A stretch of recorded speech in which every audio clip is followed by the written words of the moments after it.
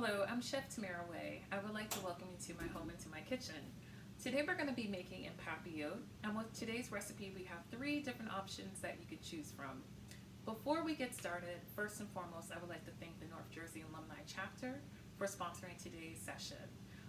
We're going to be bringing you heart-healthy recipes that you can make at any time. One of the great things I love about this recipe is there's so many different variations. We've chosen for today 3 different options. We have a vegetarian option, as well as a chicken or a fish shrimp combination that you can do as well. En Papillote is so flexible that it allows you to kind of do it in any way that you would like. So in case you're wondering what is En Papillote is a French word for in paper, and it simply refers to a cooking technique that uses steam to gently cook lighter proteins like fish, thinly cut chicken breast, or vegetables inside of a folded piece of parchment paper or aluminum. So now that we know what En Papillote is, let's take a brief minute to take a look at the ingredients and also use this time to gather any of your ingredients and tools that you'll need for this recipe.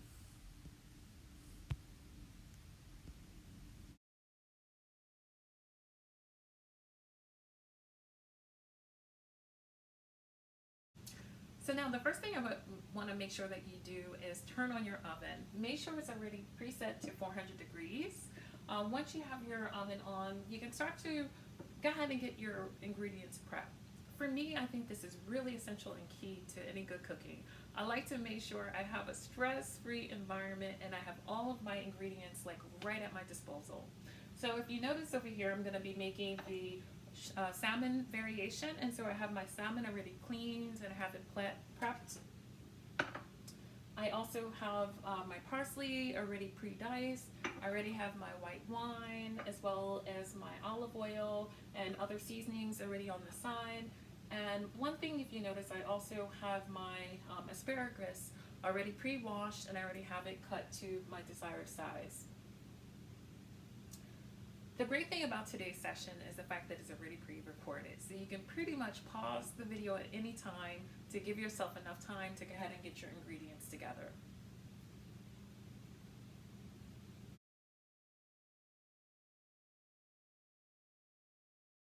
So now that you have all of your ingredients prepped, we're gonna get ready to assemble everything. So the great thing about couscous is honestly, you cannot mess this up. The great thing is like in terms of the different ingredients, they all complement each other, and so many of the spices that we're going to use is going to infuse all throughout. So again, it creates that steamy type of environment where the couscous is going to cook to its proper temperature, as well as your salmon and as well as your other vegetables as well. One thing to mention is depending upon the cut and size of your meat. So if you notice, my salmon fillets are like really thin.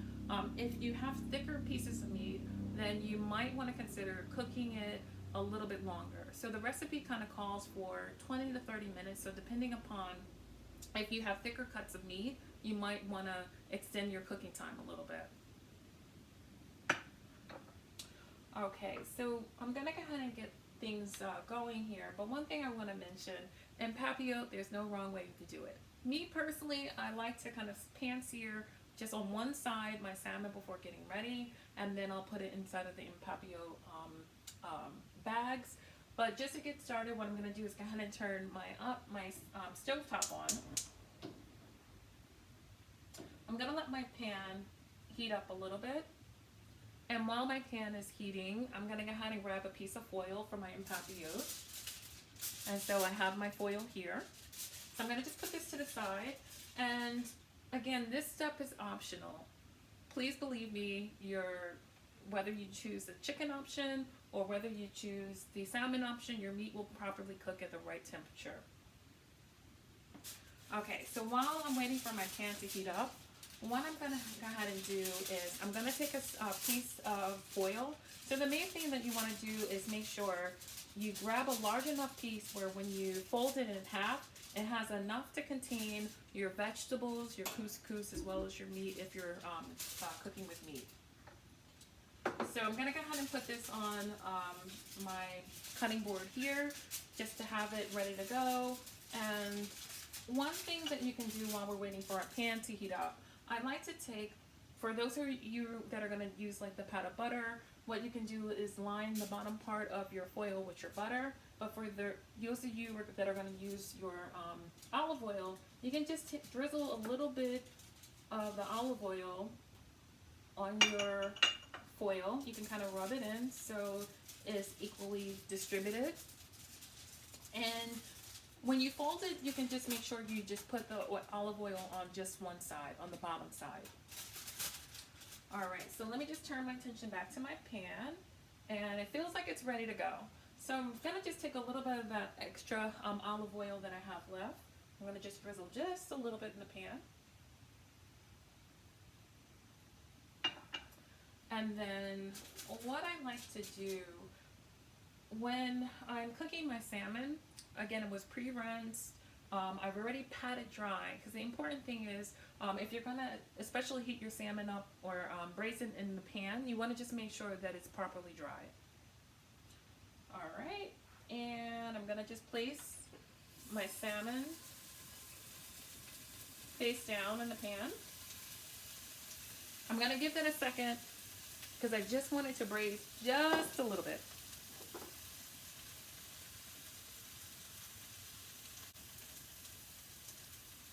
Okay, I'm going to use my tongs and I'm going to just check really quick and just see if I have the nice sear. Okay, so almost. I'm going to give it one more second just to brown a little bit. And while that's browning, I'm going to go ahead and prepare my En Papillote. So again, we have our foil that's lined with the bottom side with a little bit of olive oil and a foil. And what I'm going to do next, I'm going to take my couscous. So again, I have half a cup of couscous here.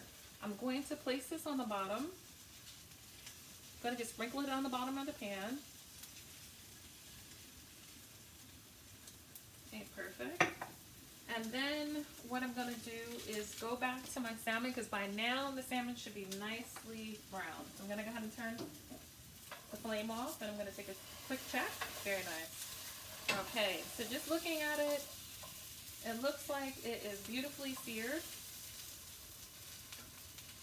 All right, very nice. Okay, so let me just bring this a little bit closer. So this is about as much as I want to have it seared. This is nicely brown. Okay, so let me just bring this a little bit closer. So if you can look, my salmon is not completely cooked, but it's nicely brown just on the top. And I'm going to go ahead and take this out the pan. And I'm just going to lay it right on top of my couscous. Okay, so we're going to just take a look. Okay, so again, we just brought our salmon on top of our couscous. So now that we have that nicely baked, we're going to bring our vegetables in. So I'm literally going to just outline the side with my vegetables.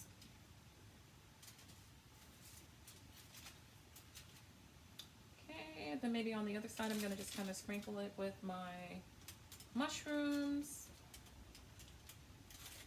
Perfect. And you want to just fold it up slightly so it has like a little bit of an edge, because what we're going to do to make sure that everything is kind of sealed nicely, we just want to make sure we have a little bit of an edge on the side, so when we look to envelop or close it, we can properly close it. So now what I'm going to do is go ahead and season. So I'm just taking a little bit of salt, and I have my pepper.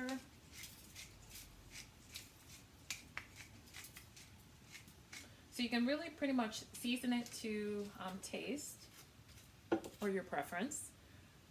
All right, and I'm gonna take a little bit of my fresh parsley, and I'm just gonna sprinkle it on the top. So next what I'm gonna do is just kind of bring up the sides here, so it almost creates like a mini, like a square.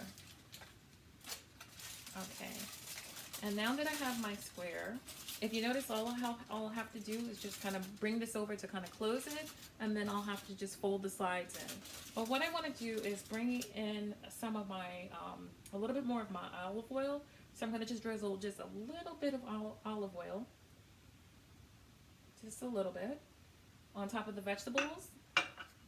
And then what I want to do is incorporate some of this white wine as well, because the white wine is going to be pretty much used to help the couscous cook. Okay, so once our white wine is in there, now we can go ahead and close the sides. So we're literally just going to fold it over. All right, and let me just rotate this over, and we're going to go ahead and close this side as well. And then we're going to close the front part of the pouch. So the main thing is we want to make sure that we have a really nice, like in terms of seam here on both sides. We can make sure that it's completely closed. So if you notice, I'm just flattening out the sides here. The main reason why I'm doing this is because I want to make sure the seam stays like inside. It doesn't escape this package here. All right. And so now I'm going to kind of transport this over to my sheet pan.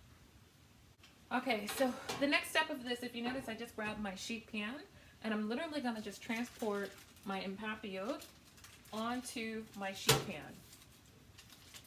And so again, our temperature is already preset to 400, and I'm just going to pop this right into the oven. Okay, I am super excited.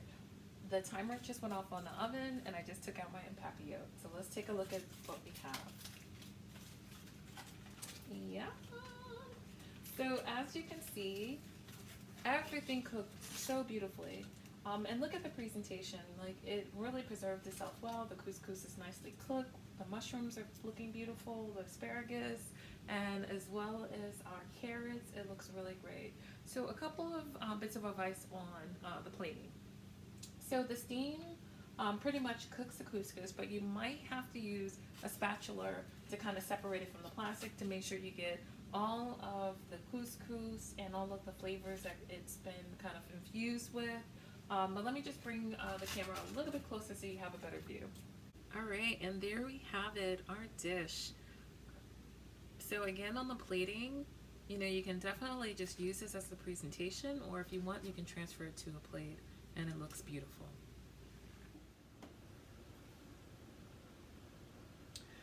So we want to thank you for joining us for En Papillote 3 Ways.